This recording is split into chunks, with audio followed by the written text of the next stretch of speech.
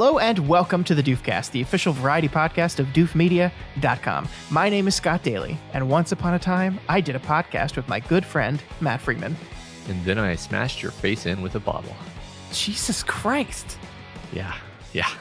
Welcome to a Del Toro fairy tale, asshole. This week, we are back with our Deconstructing Director series, breaking down and diving in to the films of Guillermo Del Toro. This week on the show, we're covering Del Toro's sixth film, 2006, Pan's Labyrinth. This is one that I've been looking forward to talking about since we started this project, Matt. So I think this is going to be a really great conversation, and I'm very, very excited to talk about this movie with you. Me too. I think I can firmly say now that this is one of my favorite movies ever. Okay, cool. I adore this movie. So lots to say, lots going on here. We're going to talk all about it. It'll be a full spoilers discussion of Pan's Labyrinth as we try to break this movie down, identify the Del Toroisms, see what this movie's trying to say, and see how that ties into his whole filmography. You know, that thing we do when we deconstruct them. That's right. We're on number 6 now, so we should have a lot to say in that regard. I think we will. Then we're going to wrap everything up with me just briefly talking to you about a documentary I saw that I thought would be fun to discuss with you because it scared me. It scared me to my very core, Matt. And whenever something happens like that, I'm like, I got to talk to Matt about this. I got to work through. I got to work through my feelings. Oh, that sounds very fun. All right, let's get right into it and talk about Pan's Labyrinth. In a dark time, when hope was bleak, there lived a young girl whose only escape was in a legend that wanted her back.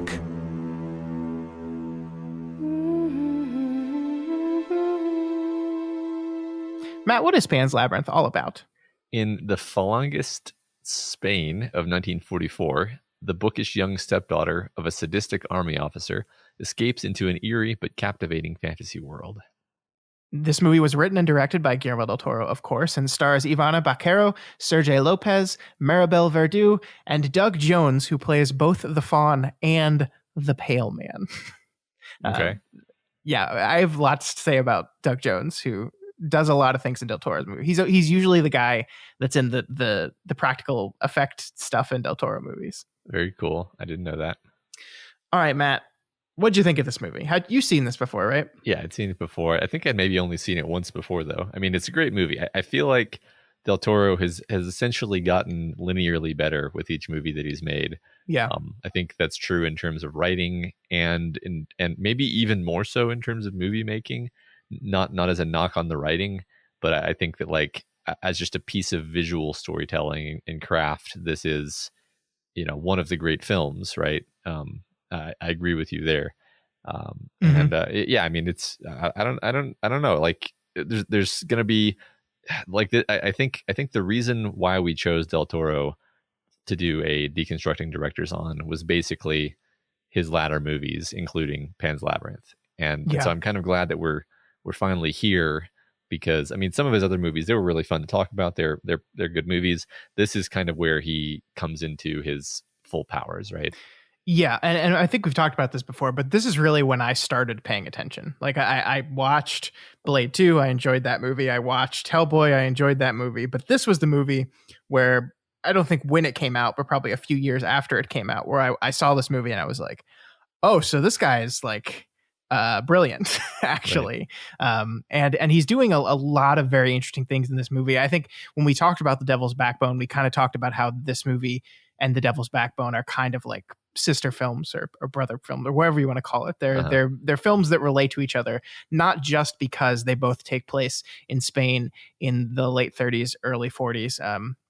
The Devil's Backbone is a movie that takes place in the middle of the Spanish Civil War, and Pan's Labyrinth is a movie that takes place after the end of the Spanish Civil War, in which the bad side won. The bad guys, they won that war, and they took control of the country. And it's a movie about people trying to live and survive and flourish under a fascist society that kills people without any thought. And so like I really want to spend some time breaking it down that way, but there's also just so much like like he talked about just directing craft in this movie. There's so many things he's doing with the camera. There's so many things that are going on with color palettes and how, like, this is a movie that is basically two different stories, right? It's the literal story of people trying to survive under the terrible command of the captain. I forget his name, Captain Vidal, who is a psychopath, like just sadistic. Completely. It says in the description sadistic. He's insane. He's totally off his rocker. And Yeah. And so there's that storyline, and then there's of course the fairy tale storyline of Ophelia going through these three challenges from the faun. And the way in which Del Toro both separates those and makes those visually distinct from each other, and the way in which he blends those two worlds together, is just fascinating to me. And it's done, primarily with director choices. It's not done with dialogue. It's not done with storytelling. It's done through how the camera moves, how he lights the scenes, the props that are chosen, and how these things mirror and how we change from one to the other, right? Like I don't know if you noticed this, but this movie uses a lot of vertical wipes.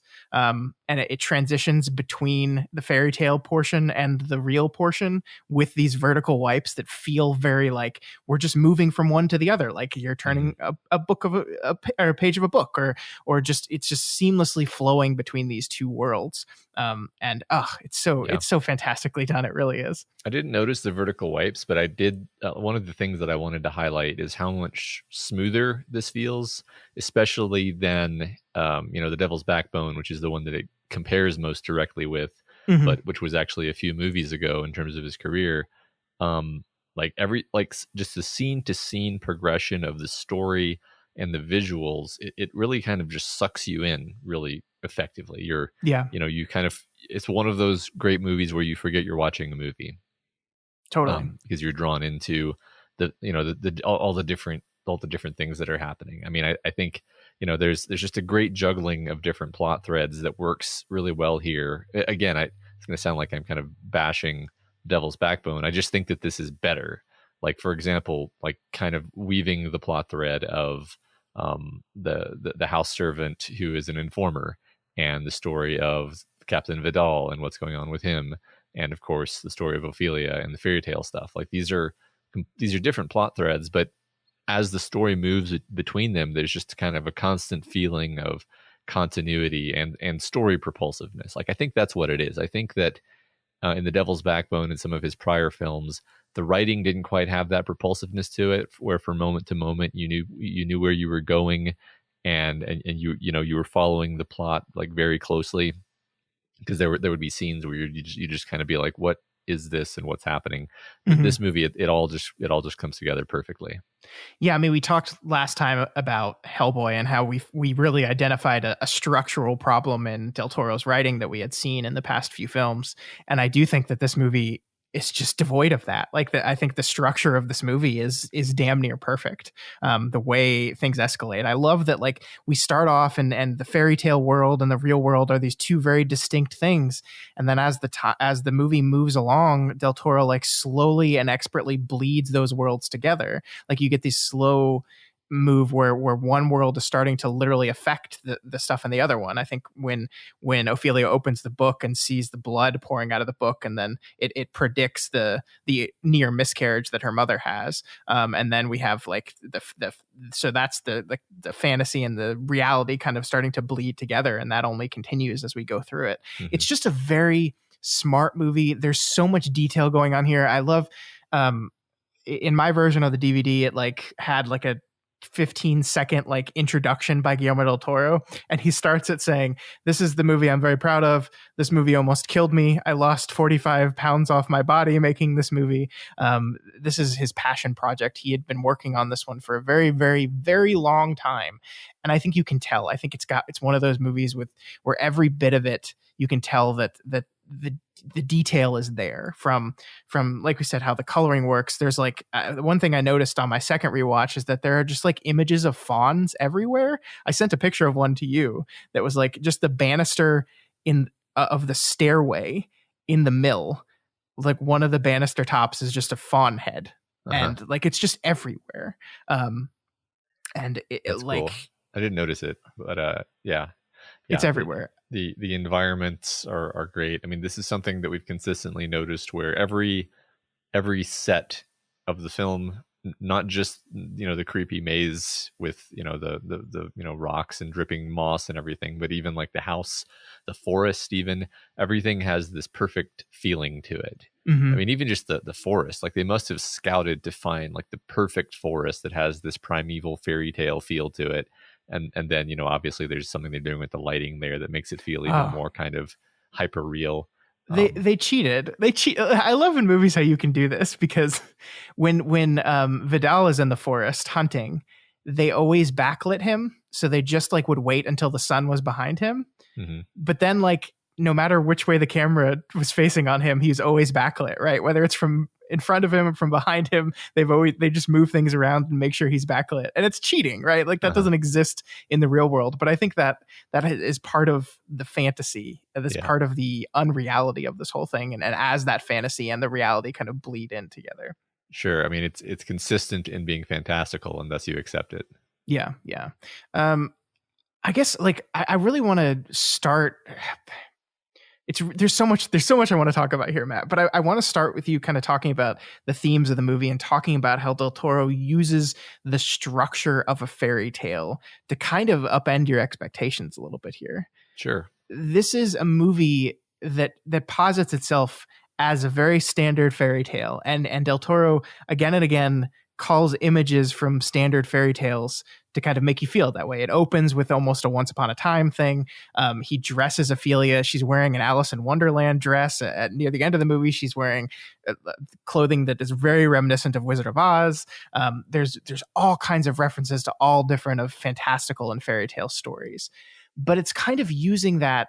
It's subverting it, because I think one of the universal truisms of most of our old fairy tales is that the inciting incident is usually a moment of disobedience. It is a moment in which the main character of the fairy tale, usually a young girl, disobeys an order and it gets her in trouble. And then the rest of the story of the fairy tale is her dealing with the consequences of that disobedience. This is a movie in which disobedience is the point. Hmm. The theme of this film is disobeying and Ophelia learning the ways in which disobedience is important. And that is very fascinating to me because like you're just not sure how to feel about it. I think the fact that the fawn is designed to be the creepiest fucking thing in the world Uh, just keeps you constantly on edge on whether you want to trust this thing or not. But in the fairy tale, you have three tasks. You have to do your three tasks, and then you will be rewarded. And it's like so you kind of fall into the okay, she's got to do these things, and then Del Toro constantly subverts that and has her choose different things and do different things. And of course, this fits very nicely into our reality plot about fascism, about like this control in which all of our good characters are disobeying, are resisting. It falls very nicely into the doctor's whole stand against Vidal, where he says, "Why didn't you just obey my order?" And he's just like, "Because I couldn't. Because the only people that obey orders without question are people like you." And so his disobedience in there, his act of defiance, is seen as this very powerful, important thing. And that's exactly as we learn at the end of the movie that her test was, will you do everything I say, or will you rightfully disobey the tasks that I'm giving you? yeah.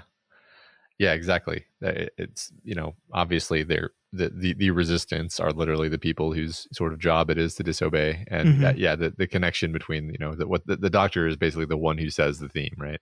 Yeah, It's definitely. somebody always has to say the theme, but yeah, no, I think that's very cool. The it's clearly it's such a stressful movie to watch. Like this is one thing that I wanted to say kind of upfront is like this was I think that's the reason why maybe I've only seen this movie twice ever. I think that's true, is that it's just so stressful. Like, okay, let's just take like a few things about it that are stressful. Like okay, we've got the child main character who is constantly doing things that put her at risk, and and the film has successfully made you care about her, Mm-hmm. but then she'll like take risks that are just terribly stupid, but like because she's a child you accept it, right? You're like when she eats the grape when the creature is sitting there, you're just like no, like I don't know. It's something about me maybe as a person, but like I have a hard time watching cringe humor, and I have a hard time watching characters do self-destructive things, and so like that's one thing about it that just makes the movie so like oppressively stressful, Yeah. and I think that's an intentional and consistent thing throughout the movie, because there's other, like, here's another element that is just kind of unpleasant, is like the movie just loves damaging people's faces. Yep. It's and it sort of glories in like showing the horrible violence of smashing a man's face with a bottle, or showing a man trying to stitch his cheek back together graphically, with needle and thread after he's had it slashed open. um these are obviously extremely intentional choices to show really unpleasant things. I mean, it's something viscerally unpleasant to people is to just like be forced to watch brutal, realistic looking damage to a human face. And so there's a lot of stuff he's doing with this movie where it's just like it makes you squirm, it makes you stressed out. It's Yeah. unpleasant. Um, Yeah, I mean, I think disobedience is stressful, right? Yes. It's and I do like I love the scene in with the pale one where she takes the grape, because you're absolutely right that part of you is like, are you stupid? Like Right. the one thing they told you not to do, you're doing just because, oh, this look, and it's like, I don't know, maybe it's because I don't like grapes very much. I'm like, it's a grape. Come on, it's a grape.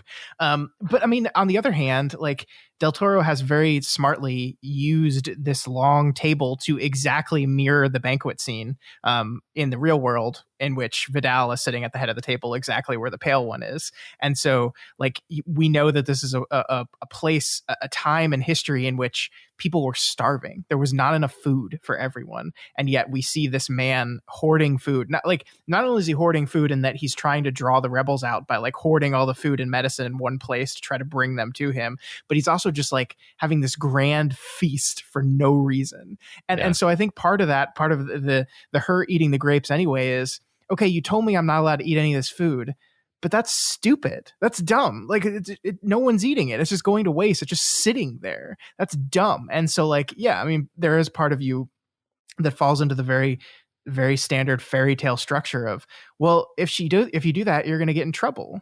But like, maybe you need to get in trouble. Yeah.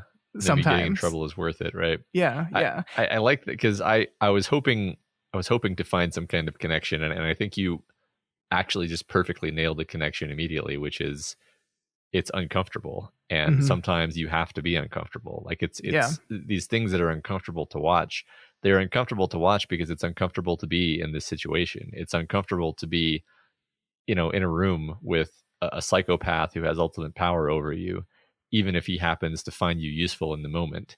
Yeah. And so the movie is going out of its way to make sure that you are feeling as uncomfortable and as frightened as the characters are.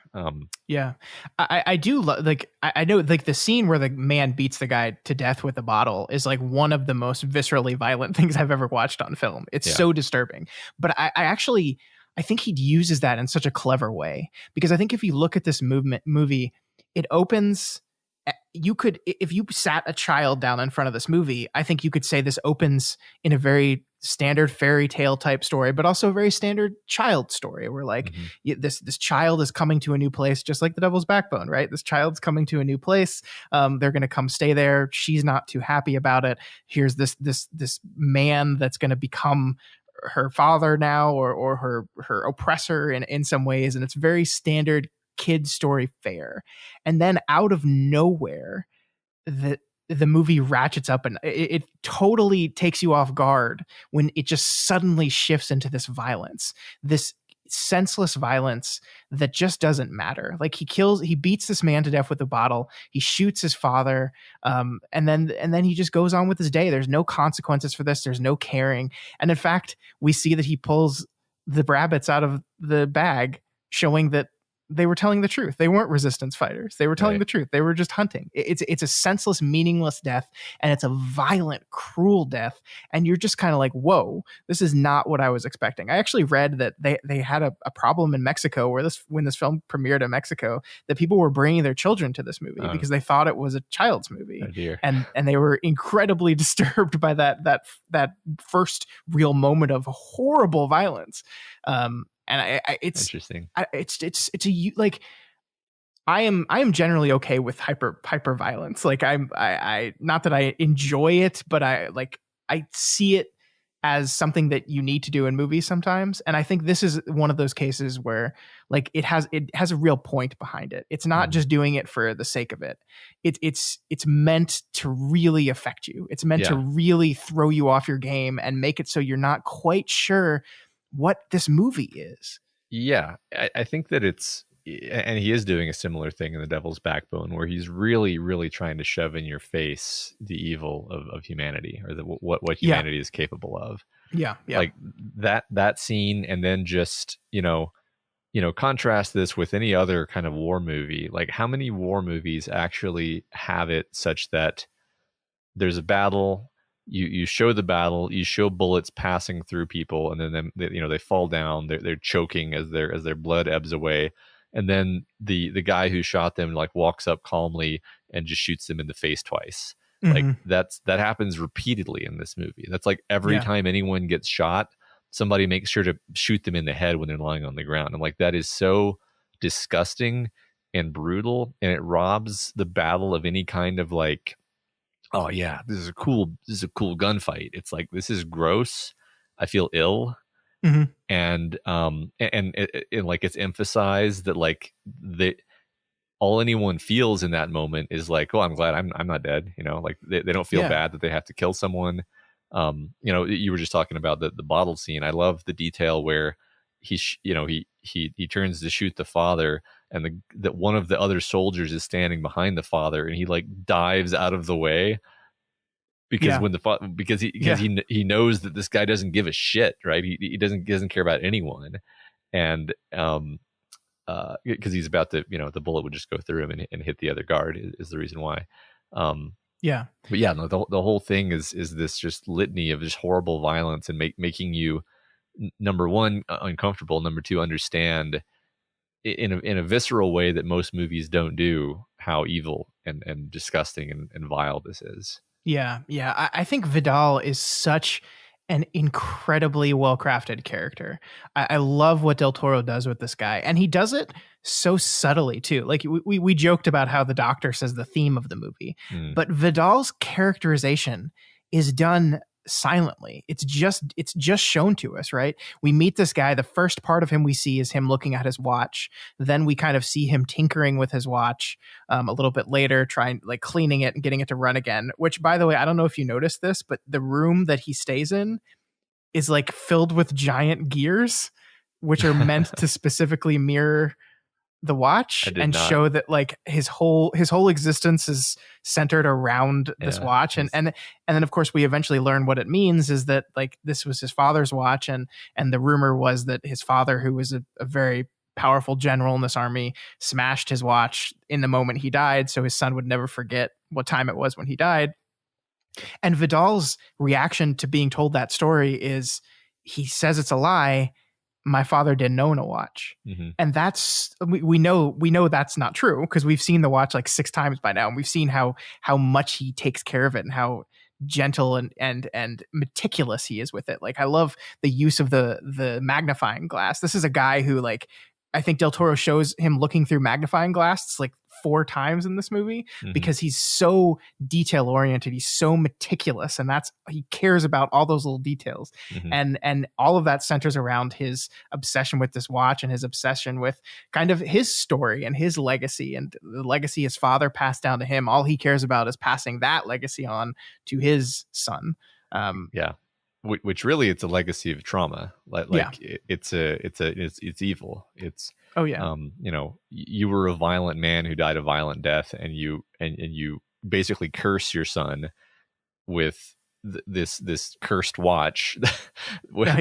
And like he pulls the watch out when he's about to go into a gunfight, because he's like, this is it. I better have it on hand so I can smash it when I die, so my son will know how his father died and I can pass the curse along. I mean, it is sort of a fairy tale moment that does fit obviously with the themes.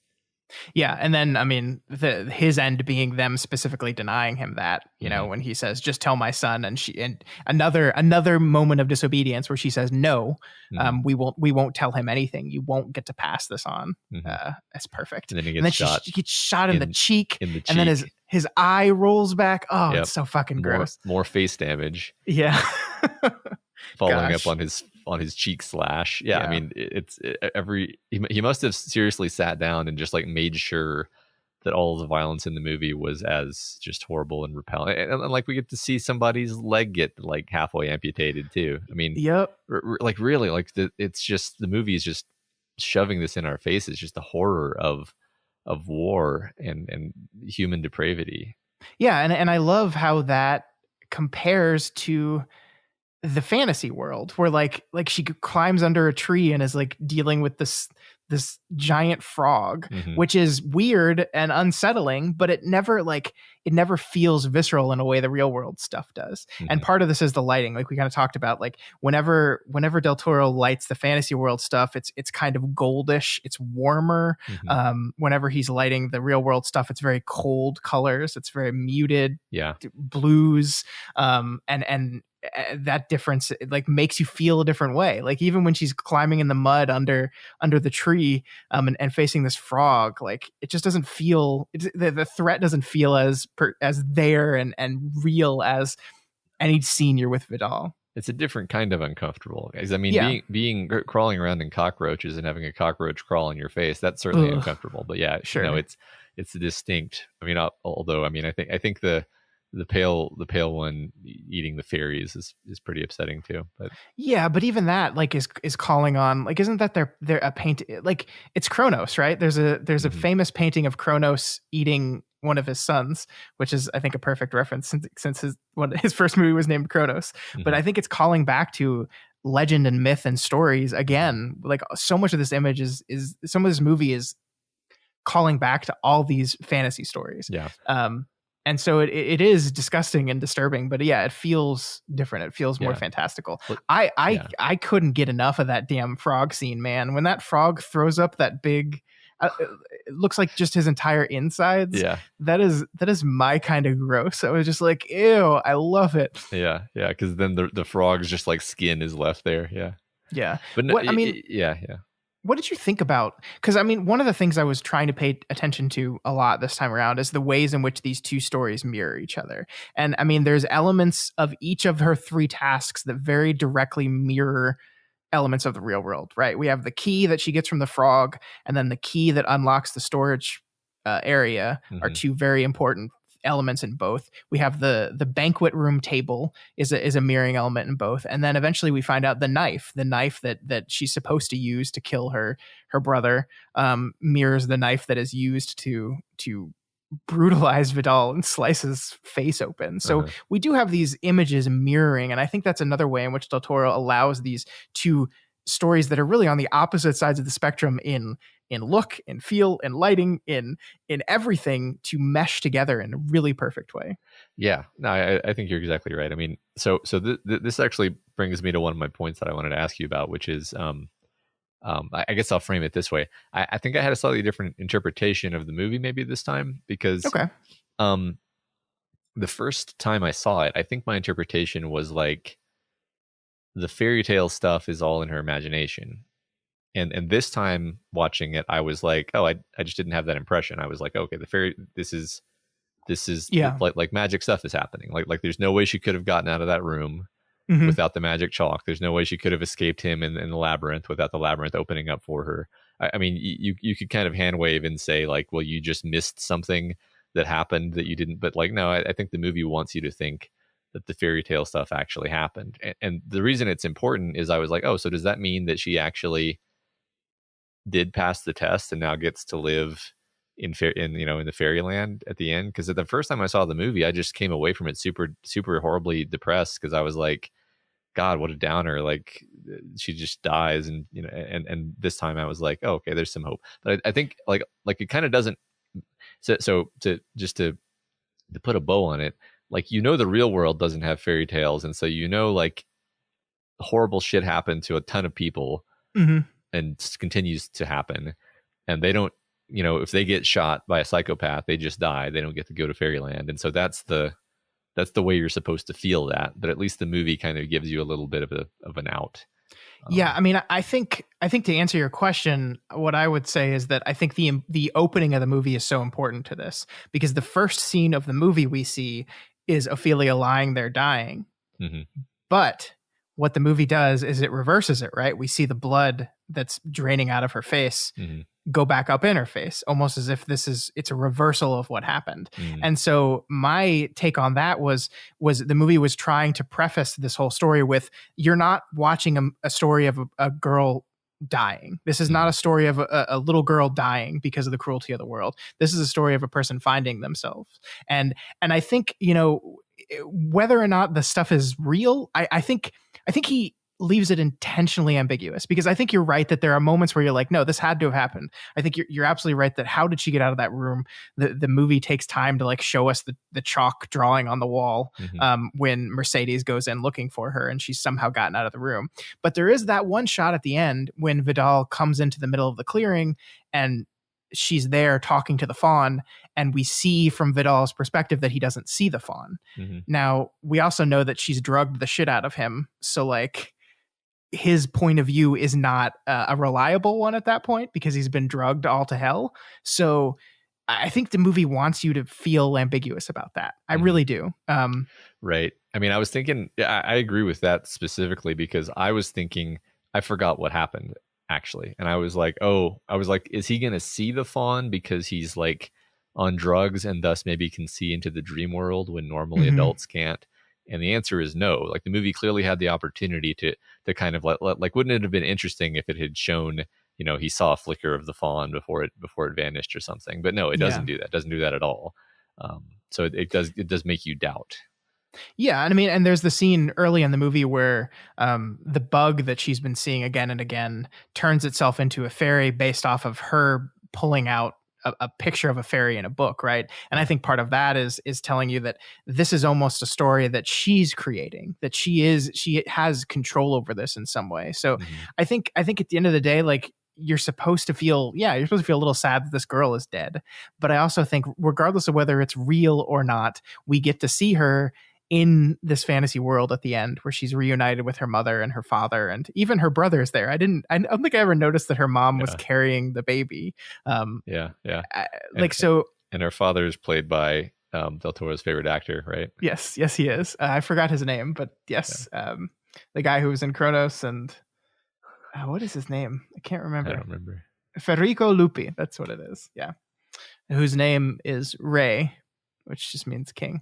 I actually read that the reason they made her father a tailor is because that's just what I feel like most fairy tales are about, tailors. And I actually read why. It's because fairy tales were spread by people who traveling a lot, and tailors had to travel a lot to tailor people's clothing. So they just were the ones that spread fairy tales. So when they told them, they just made them about a tailor's daughter or a tailor's wife or something like that. It's fun stuff, really fun stuff. Yeah, I mean, I guess, like, I don't think the movie wants to give you easy answers to these questions. I think it wants to disturb you. It wants you to feel sad. But I don't know, like, I felt hopeful too in that end. I felt like, yeah, she's dead, but also, is she? Yeah, well, I think my feeling, like, especially, it's such a downer of a movie, right? Like, it's full of this horrible violence. And then, everyone dies except like Mercedes. And so the only thing that you have so that you don't walk out of the theater just being like, God, that was a depressing slog, is, okay, well, she got to live in the fairyland.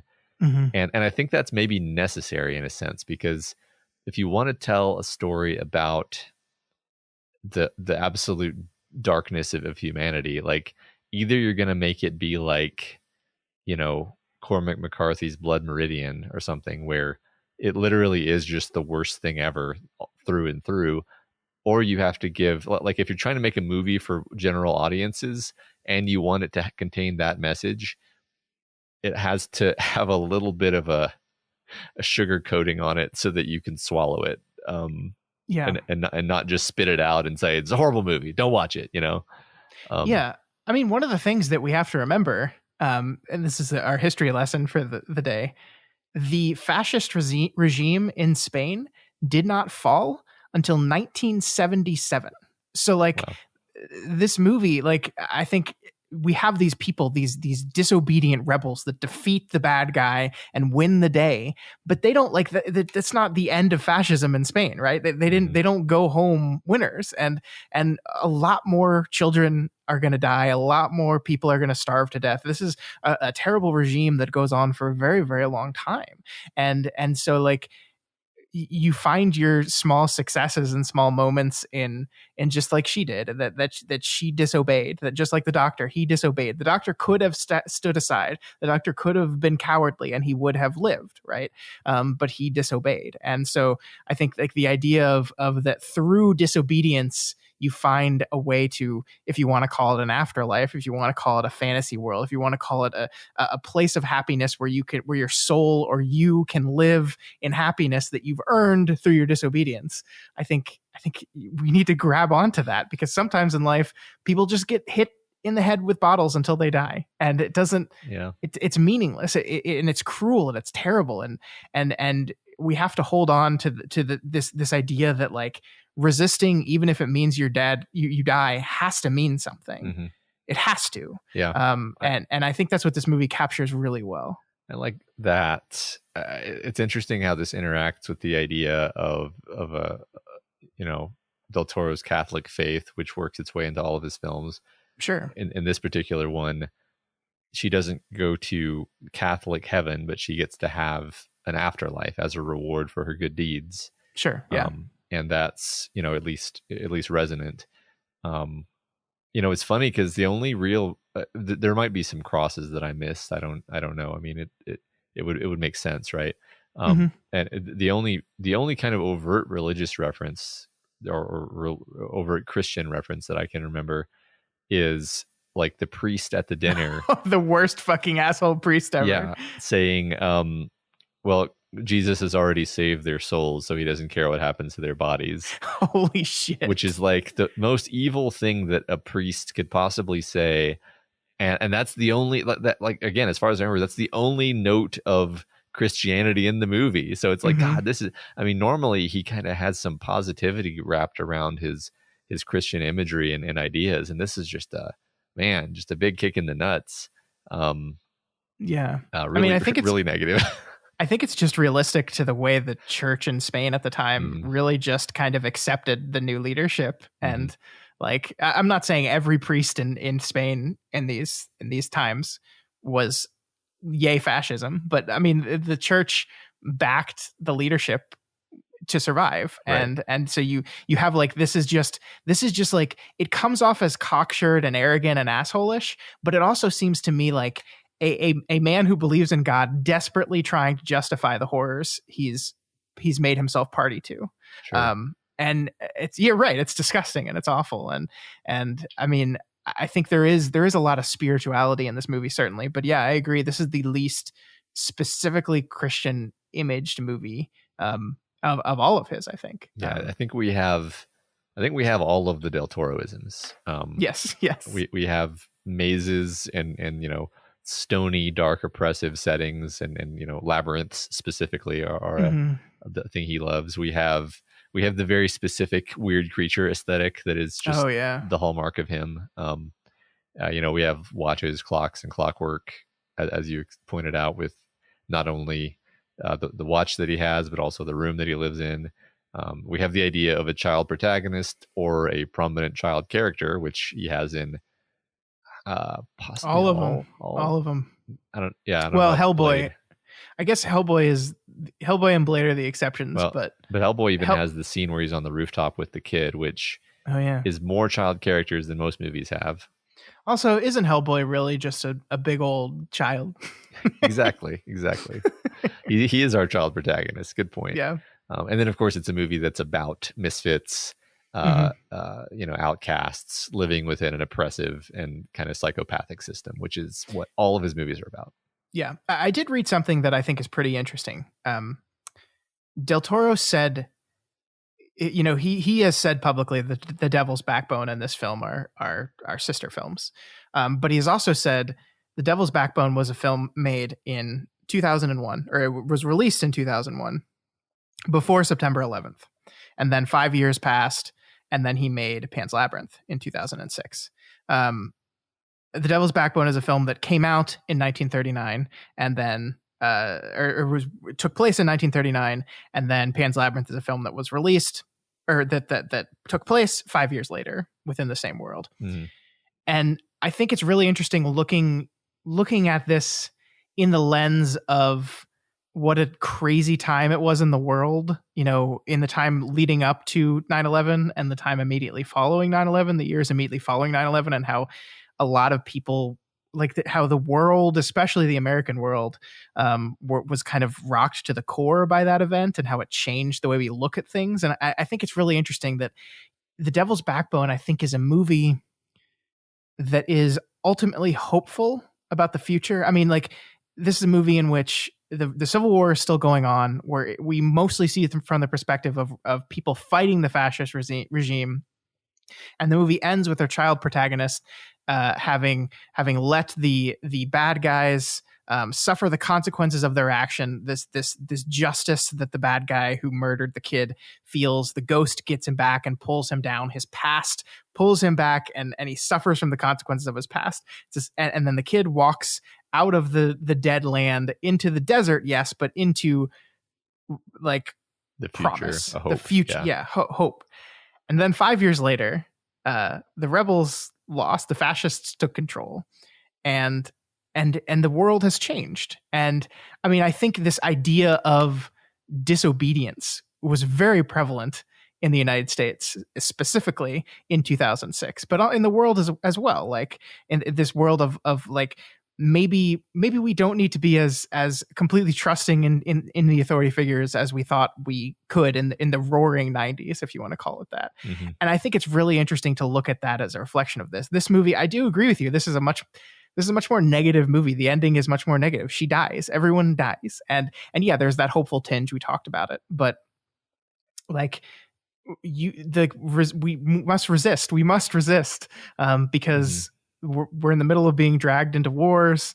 The world has fundamentally changed. And I don't know, it's fun looking at this movie in that lens. And when he said that, I just the movie kind of opened up for me in a way it never had before. Yeah, for sure. I never quite thought about the fact that they're sister films, and not only did he get better at filmmaking, but also maybe he's responding to a different environment and kind of making the film for that moment instead of the previous moment, and people might need to hear a different message. I like that a lot. Yeah, I think that follows. One thing I wanted to talk to you about is something I noticed specifically in this movie, but I think has been true in all of his movies. Del Toro really doesn't like a stationary camera. He really, really likes his camera to be moving constantly. And it kind of just is, it depends on the scene and what the scene calls for, but the camera seems to be always just slowly moving around. I think in the fantasy scenes, the camera movements are a little bit more elaborate, a little bit more fantastical, if you will. But in the reality scenes, the camera's still moving. It's just a little bit more subtly. I don't know if you remember, the camera circles Vidal very prominently in a few places. There's that his first scene, the morning of him kind of waking up, going and then shaving, the camera just kind of circles his face as he's looking in the mirror. It's really evocative, movement. Yeah. And I want to pay attention to this for the rest of these movies, because I think this is something he's going to continue, that he does not like a static camera at all. And he really, really loves movements and transitions and all this very flourishy stuff that do add to the feeling of the movie, I think. Yeah, and he really plays with the placement of the mirror, especially in the Vidal scene, where the camera really uses the mirror, even though it's this really small mirror, which reminds me of what people have said about him as a director, just being so precise and having everything planned out to such a precise level. Yeah. My favorite scene in the movie, though, maybe not my favorite scene, but my favorite transitionary scene is near the very beginning when Ophelia's mother asks her to tell the fairy tale to her brother in the womb. And it's this wonderful scene where she starts telling the fairy tale, and then the camera drops down and we do a horizontal wipe inside the womb, we see the baby, and then it moves over to the rose she's talking about in the story, and then like that pans down further, and we see the rose, and we see the thorns that are surrounding the rose, and then we move from that to a crane shot that swoops back into the window of the room that the whole thing started in, and it's just this beautiful, flawless thing. Like, if you think about it logically, it's insane. We move from a womb to a rose on top of a hill to thorns. Oh, and then we're back in the real world. But this is like what I think he does so, like, that is a microcosm, in my opinion, of what the movie does so well, is just this flawless transition between these two worlds is all encapsulated in that one very long, it's like a 2-minute long scene where the camera just like moves through all these, like, from fantastical to real, just effortlessly. It's so great. It's so good. I feel like so good. I feel like, and this is just a complete projection possibly, but I feel like part of Del Toro's motivation for, you know, being a filmmaker and doing the things that he does is to be like, nobody ever catches fairy tales right. Nobody ever captures what I was imagining when I was a child, when I heard a fairy tale. And like, I mean, I think that's true. Like, I think most depictions of fantasy on the big screen have been, I mean, honestly, probably mostly limited by technology, of the fact that you can mostly just kind of slap somebody in a rubber suit, and you know, do the best you can that way. But Sure. but like, there's a creepiness to fairy tales. I mean, the fairy tales that I remember from my childhood are like, there's a troll that lives under a bridge, and if you don't meet some specific set of criteria when you cross the bridge, it's going to eat you. Like, these are very disturbing things for a child. And pretty much all fairy stories are like this. And so you're imagining scary, creepy things. And I think there's like a Disneyfication thing that happens with most films. And I think Del Toro, a big part of what he's done in a lot of his films, and I think this is maybe the pinnacle, is be like, no, we're going to make this as unsettling to you, an adult, as it was to you as a child hearing the fairy tale. Yeah. And like, so you were talking about that sequence with, you know, going into the womb and the rose and everything. Like, these are trippy, disturbing, and sort of just very visually arresting and fascinating images, which don't really find a place in really any other, you know, fairy tale or fantasy movie that I can think of. And but they're very much his shtick, and I think what he's trying to do. Like, I think that this is kind of the consistent thread throughout not just this movie, but maybe all of the movies that he does, where he's, you know, trying to disturb you with fantastical elements. Yeah, no, I think you're spot on there. And I think nothing captures that better than our titular fawn, right? Which is just the creepiest character design I've ever seen. Yeah. It's so fascinating. First of all, I hate that this movie is called Pan's Labyrinth, because it's not Pan. The word Pan is not used in this movie at all. The Spanish translation, it is literally just the Fawn's Labyrinth, but in the US they changed it to Pan's Labyrinth for some reason. I don't get it. Okay. But I love, like, because we just don't know what to make of him ever. He's so creepy, and there's that one scene halfway through the movie where she first returns the key to him, where he's got this like piece of meat, and he's just like eating this meat, and then like feeding the meat to the fairies, and so we see that they're carnivores as well, and it just brings this unsettling feeling to the whole thing, where you're just like, I don't know if I trust this guy. And I think that fits perfectly with what fawns are supposed to be in fairy tales. They are not supposed to be this all good or all bad. They're supposed to be this neutral force that just kind of, you know, it's not, they're not going to lead you astray, but they're not going to be upfront with you either. And that is exactly what the fawn serves here. And I love the design of him. You're just never comfortable. And something, I don't know if you noticed this, I didn't notice it, I actually read it, that he gets younger throughout the movie. The first time we see him, when she first goes down into the pit, he's old. His hair is gray. His eyes are like so glazed over that he almost looks blind. And his movements are like really erratic. Like, he doesn't move smoothly at all. And when I first saw it, I was like, oh, this is not great puppetry, guys. But then like later in the movie, he looks younger. His hair has darkened a little bit. His eyes have sharpened a little bit.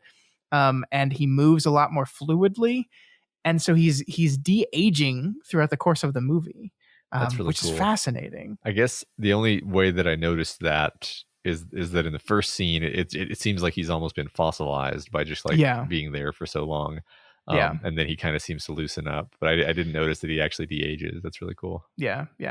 And I love that it was done completely practically. There is no CGI in that guy whatsoever.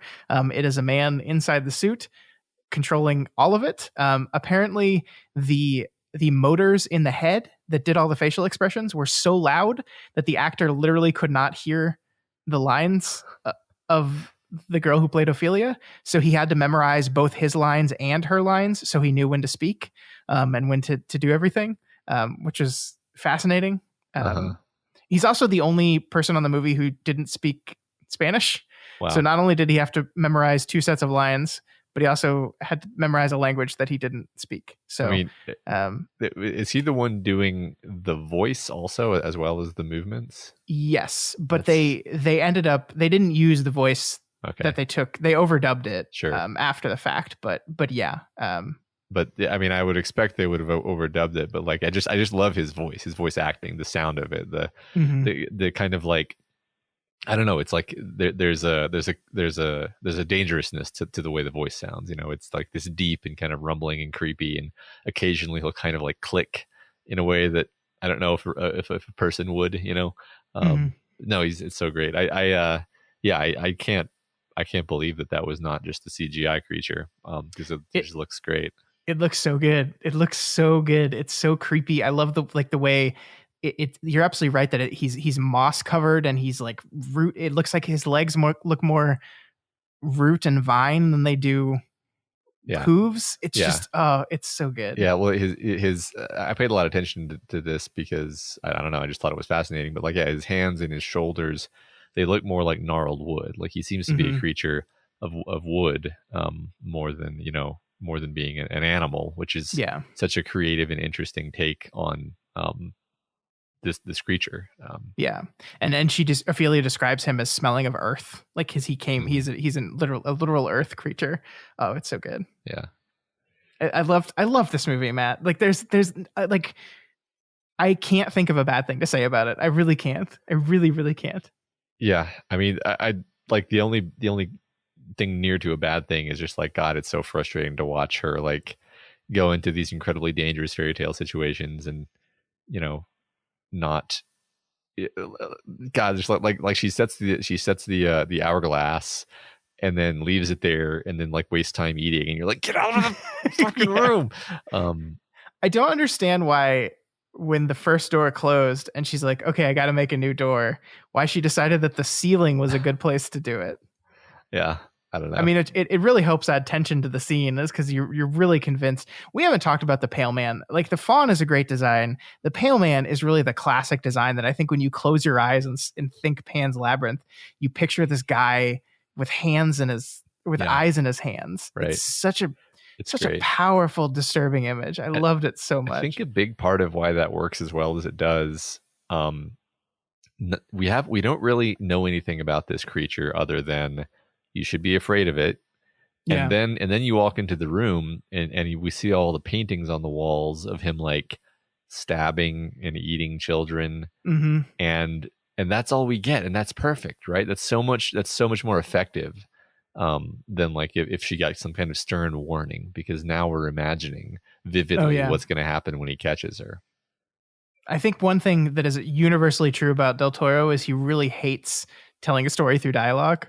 And he loves doing it through set work. Because I mean, that tells you everything you need to know about him.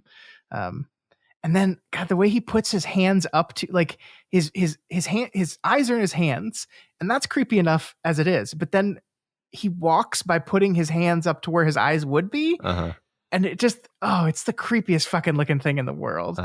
And it's like his skin is all dangly and gross. I actually heard that Del Toro watched this movie with Stephen King. Stephen King was in one of the very early screenings and he was sitting next to him, and Stephen King started like fidgeting uncomfortably during that scene. And to Del Toro, that was like, I did it. I made Stephen King uncomfortable. That's so great. That would be the greatest. You just know that you won. Yeah. I don't care if anybody else liked this. I made Stephen King uncomfortable. Yeah, it's wonderful. Wonderful. Anything else you wanted to say about this movie before we move on? I don't think so. I feel like that was a good discussion, and I think we did a good job tying it into his other films, which I Yeah. think is kind of the point of this series.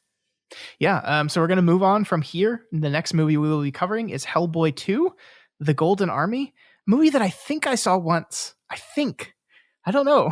I don't remember this movie at all. Yeah, So, I think I've seen it exactly once. Yeah.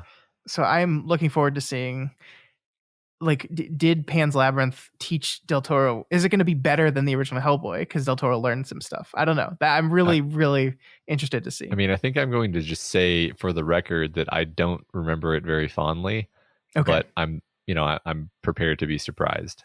Sure. Well, we will find out on our next Deconstructing Del Toro when we cover Hellboy 2, The Golden Army. Wow. I wonder what the Golden Army is. Yeah. Yeah. Who knows, man? This movie we both seen. I can't remember. Yeah. I think you're absolutely right that I'm really looking forward to the next few episodes of the show. From here on out, we got Hellboy 2, we got Pacific Rim, which is a big blockbuster movie that I just love to death. We got Crimson Peak, and then we got The Shape of Water, these last 5 films are a run of his that are just like success after success. And also maybe Hellboy. I don't know. We'll see. I've never seen some of these, so yeah. I can't wait to talk about Pacific Rim with you, Matt. I can't wait. Me too. Doof. All right, folks, let's move on to being scared about the world. Okay. So, Matt, I wanted to talk to you about this documentary I saw recently. It's a documentary called Boys State, and it is about a program called Boys State that I didn't know existed until I watched this documentary, but it teaches you a lot about it, and it terrifies me. So the concept of Boys State is it gets every summer, every state in this country has a week-long thing called Boys State, in which teenage boys from all over the state come together in the state's capital and basically spend a week learning about government. And as part of that learning about government, they do mock elections for legislature, for party chairs, and eventually for governor. Now, the important thing to mention here is that none of this is anything. It's not real. It's just to help children that are interested in politics learn about the political system and participate in the political system a little bit. And so this documentary captures a boys' state that took place in my state of Texas and your birth state of Texas. Uh-huh. And it's terrifying. So we basically follow three primarily, but 3 or 4 different kids that have joined this thing. 2 of them are like this Texas, and I think this whole thing is generally fairly conservative on the political spectrum, but probably like a boy state in Massachusetts or California would probably be less conservative than the one in Texas, just generally. So the boy state in Texas, pretty overall conservative. Uh-huh.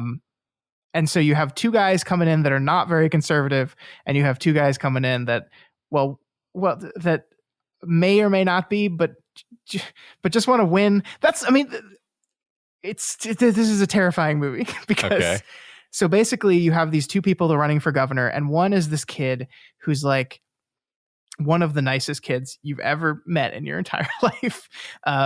He really wants to be governor, and I think because he really wants to use it to get into a good college. He's from a not very well off family.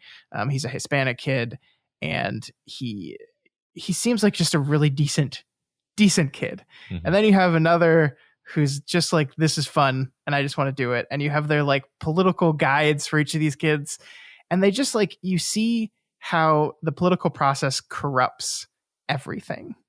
Mm-hmm.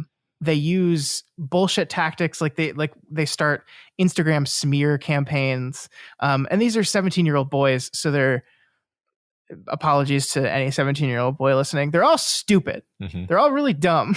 And like there's this whole thing, like every year they vote to secede Texas from the Union because they're 17-year-old boys and they just think it's funny to vote to secede. Of course.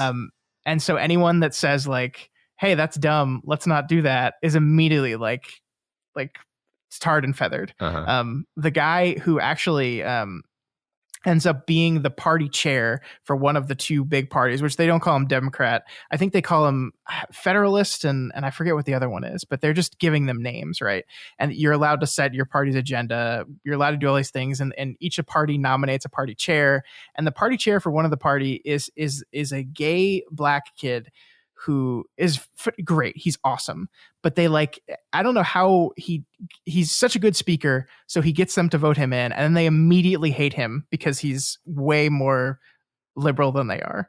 And so there's all throughout the week, there's we need to impeach this. It's just silly and stupid, but it doesn't mean anything. And the other side, jumps on this and starts creating smear campaigns and Instagram accounts where they're just smearing this guy.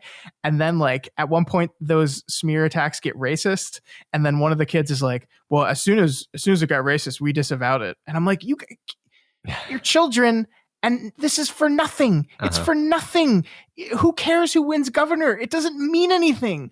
It's just this brilliant image of how the process is corrupted, and to see it happen even when there's no stakes, when there's nothing that matters, when you have people who walk up to each other 1 minute and say, hey, no matter what happens, you and I, we're the party chairs, we did a really good job, we should support each other, and then immediately turn around and try to tank this guy on some bullshit. It's just, yeah, oh my god. And it's it's so depressing because it's either these are the kinds of people who become our leaders, or this is a process that turns good kids into monsters who then become our leaders. Everything about it is depressing. And I think you're, to your point, even if you didn't happen to participate in something like this when you were a kid, when you join the real grown-up version of the political process, it's going to be the same, if not worse.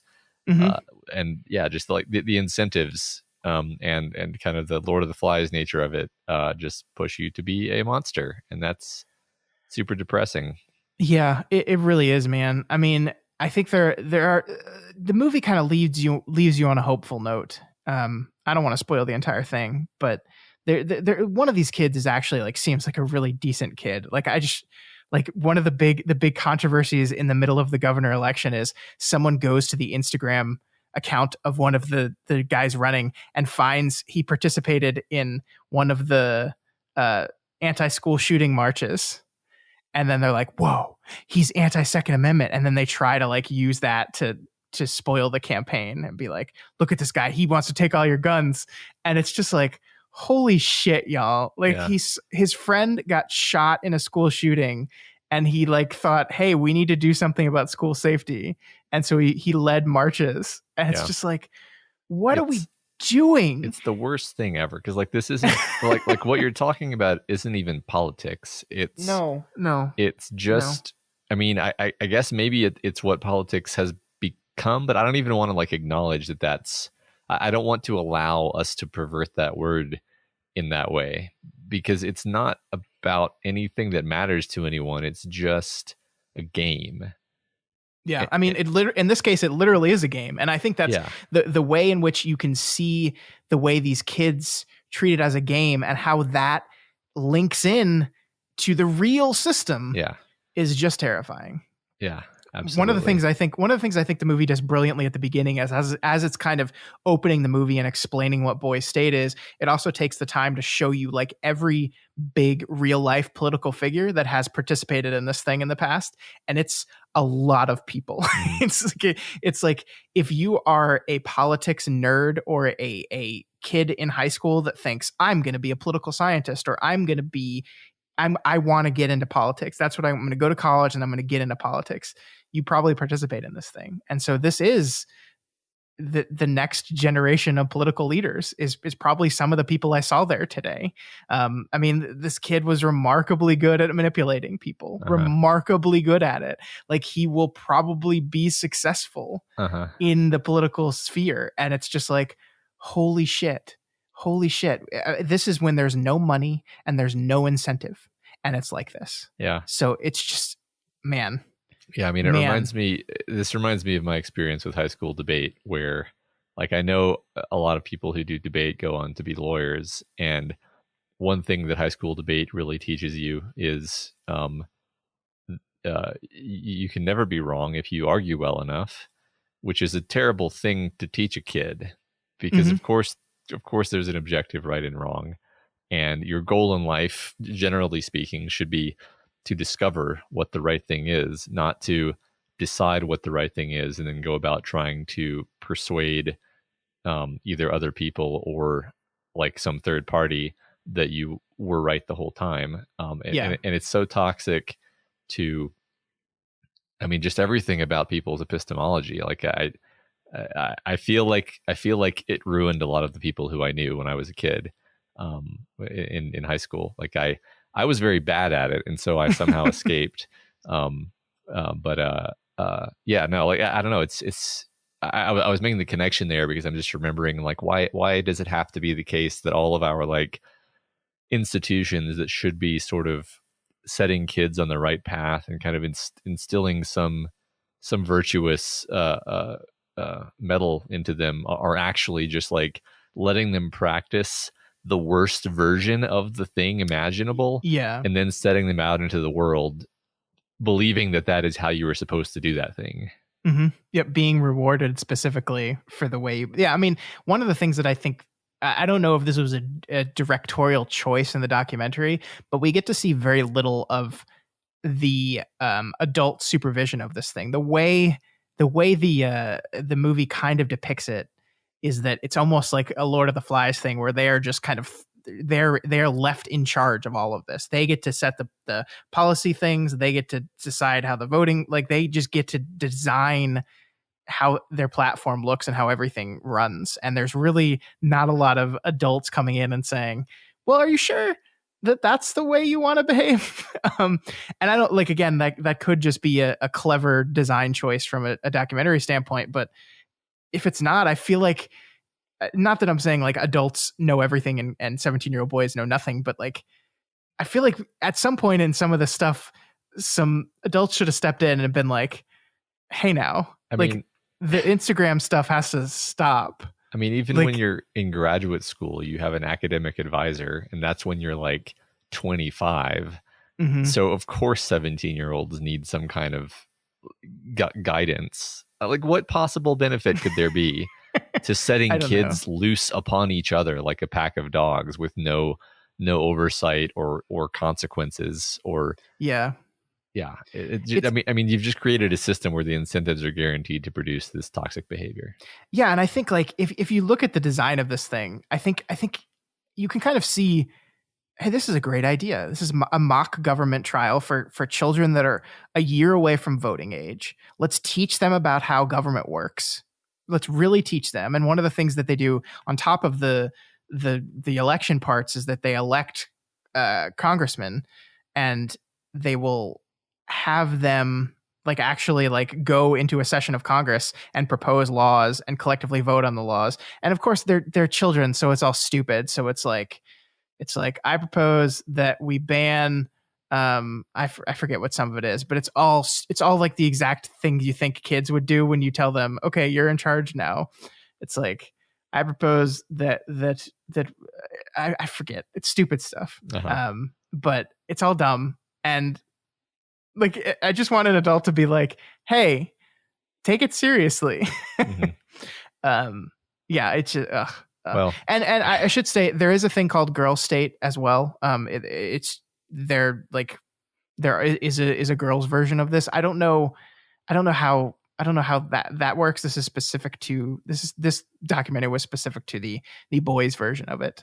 So I have no insight into that, but there are both that's of them. interesting. I mean, see, I'm sitting here kind of wondering if I really want adults to be involved, because that could just make it fucking worse, actually. Because like, Yeah, I mean, I don't know. It just seems like a bad idea it, generally. it does. Like it's. I mean, it makes you sad because you can imagine what like a good version of this could be. Yeah. I just so like when I think I was thinking about the debate again for a second, and I was and you know your comment about like adult supervision being good. And I'm like, okay, well, we definitely did have adult supervision. Like the judges of the rounds would be adults, and like our like me and my partner, our like argument that we had for like whatever year it was about like arguing that the Aegis missile defense carriers that the US deploys around the seas in order to shoot down ballistic missiles are actually exacerbating international tensions, or like it's something really elaborately complicated like that. And so like obviously like the level of complexity was pretty high. The reason the epistemology is bad is because the adults in the room were the ones enforcing this idea that it doesn't matter whose argument is like fundamentally better. It matters how well you execute it, which is I have real problems with. And so thusly, I'm saying like if you just say like, well, an adult should be in the room, it's like I don't know, like I'm not saying no, they shouldn't be. I'm saying that doesn't solve the problem unless you sort of figure out like what is the point of this actually. Sure. Yeah. I mean, I think the thing at the end of the day, the thing this did for me very specifically is I think there's this real feeling, especially amongst people like me that tend to lean much further to the left side of the political spectrum, that there's this feeling that as the previous generations age, things will inherently move towards a more collective, progressive understanding. And the thing that this did for me was make it absolutely clear that that is not true. Mm-hmm. That not only on an ideological spectrum, but just on the correct way to run government spectrum, mm-hmm. The correct way to do and manage elections, the correct way to win, and the correct way to advance your political agenda. It's not going to magically get any better when the young people come into power. It's just not. Right. And it arguably could get worse. Yeah. I'm sure there were some ancient Romans who were very confident that everything was just going to get more and more liberal in their republic. Mm-hmm, and that full democracy was maybe just around the corner. Gosh. Yeah. It's all that being said, like, it's a very scary movie. It's a very shocking movie. It's very unsettling and disturbing, just like Pan's Labyrinth. I think it is a very well-made documentary, though. It is enrapturing. You can't look away because you just kind of shaking your head at all this. You're shaking your head at a kid who spends 5 minutes in his governor's speech railing about how abortion is evil, and then like turns to the camera and says, "I'm actually pro-choice." And it's just like he just wants to win, and that's all he cares about. And it's just like, but yeah, that's the game. Yeah. I mean, in a certain sense, it's like, I don't know if you've ever played the game Diplomacy, but it's like, just because you stab somebody in the back in diplomacy doesn't mean you're a bad person, but people are still going to hold it against you. Mm-hmm. Mm-hmm. So, maybe avoid games that make you make those decisions. I don't know. Sure. Yeah.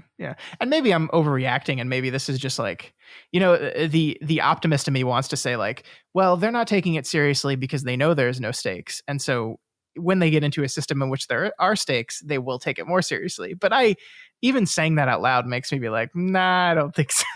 Mm-hmm. Yeah. So that's Boy State. It's available now on Apple TV Plus, and I do recommend it. As much as I was terrified by the implications of it, it is a very, very well made documentary. Very good. Yeah. It's disturbing, but that's what it wants to be. Absolutely. Sounds great. All right, folks, that's all we had for you this week. If you have any opinions on anything we talked about Matt, I was about to close and we forgot to do the thing that we forgot to do last month. I was about to close. We forgot to talk about the Council of Doof vote from last week. I always forget this. Yeah, let's talk about that. All right. So last week we talked about, what was it? I'm blanking on the movie. We talked about The Prestige. Yeah, The Prestige. We're here with Michael. We talked about The Prestige. And we put it to a vote, and you'll not be totally surprised to learn that the majority of people thought, yes, The Prestige is worthy of entering into the council or the canon of greatest films of all times. It was actually a 91% vote, so it was not close. There were very few people who did not think this movie was good enough. Solid majority. We're seeing some interest in a Michael's 6 good films ever made series, so we'll have to talk to him about that. I've thought of 3 of them so far. I haven't asked him about them yet, but I'm like, I mean, I'm counting The Prestige in one of the 3, which is a cheat because of course we already know that one. But I'm 90% sure I know 2 of the other ones. You and I are going to have to separately come up with our own lists, and then we will tell them our lists on the air, and then he will have to tell us if we're right or wrong. Mm-hmm. And then whoever gets more movies right wins. Yeah. See, the thing about Michael is he doesn't like a lot of stuff, but when he likes it, talking to him about why he likes it is so much fun. That's true. That's true. Even when I disagree with him and I argue with him about nothing for 15 minutes. Yeah. Okay. All right. Well, that's good to know. Yeah, but that's The Prestige. It's in with, and you can check that list out when I make it, which will be any day now. I almost can't make the list now because I've done this joke literally 3 months in a row. Next week, Scott, you'll make it next week. Next week, I will put the list together of all the films that are in the canon so far. So thank you so much to our council members who brought The Prestige to us. And thank you to everyone who took the time to head over to our Patreon account and vote for it, whether yes or no. We do want, I'll just reiterate, we didn't get a lot of feedback from people about if they voted yes, why, if they voted no, why. And we know that's a lot of work. But if you folks want to take the time to do that, we will discuss your comments on the air. And we want to hear from you. We want to hear that feedback. We want to know why you're voting the way you're voting. Yeah, either way, really. I mean, I'm absolutely. Always curious to hear. Absolutely. All right. So that is all we have for you guys this week. If you have any opinions, you can still let us know what you thought about The Prestige. Let us know if you've watched Boy State. Let us know what you think about that. And of course, we want to hear what you thought about Pan's Labyrinth. And is it Guillermo Del Toro's masterpiece, or does he get better from here? Let us know. You can reach out to us via email at doofmedia@gmail.com or over on our Twitter account @doofmedia. Yeah, we also have a subreddit, which we don't usually plug here, but r/doofmedia. You can talk about the movies that we talked about, or just any other sort of doof and movie and film and book and video game related stuff that you're interested in. Yeah, we always make a thread for the episodes that we do every week, and so that's a place to chat about them. But if you just want to make your own thread to talk about any story stuff that you think would be cool and fits in with our whole doof thing, please feel free to do that. Yeah. If you're not already subscribed to the Doofcast, we encourage you to do so and ensure you never miss an episode. You can find us on iTunes, Stitcher, YouTube, Google Play, and pretty much anywhere else podcasts can be found. And you can find all of our shows all across the Doof network over at our website, doofmedia.com. Head on over to that website, hit the podcast button on the top, and you'll see a bunch of shows we have. You'll see our monthly shows, our monthly book club, our monthly game club. You'll see Kingslingers. You'll see Pale Reflections. You'll see Do the Right Thing. Of course, you'll see the Doofcast as well, and some new shows coming down the pipe. Is it Pike? Pike. I think it is. I think it is Pike. Yeah. Soon-ish, I guess. Soonish. Wish I knew what a pike was. Yeah. What is a pike besides a fish? It's a fish, right? I know like a turnpike is like a road, but yeah, we'll look this up and we'll tell you next time. Also, please consider rating and reviewing us on Apple Podcasts. Every review does help us get more exposure and makes the algorithm decide that our podcast is good enough to show to other people, which is cool for us. Yes, next week we'll be taking another break from our Deconstructing Del Toro series. We're going to do a patron-produced episode. We owed an episode to one of our patrons, and they have selected the film Snowpiercer. So we're going to talk all about the film Snowpiercer, the Bong Joon-ho film Snowpiercer. I think, Matt, maybe I'm showing my hand a little bit here. I think I know where you're going with this. I think we can reach out to Michael and ask him if he would maybe want to be on this episode. I see where you're going. But we will see you back next week as we talk about Bong Joon-ho's Snowpiercer.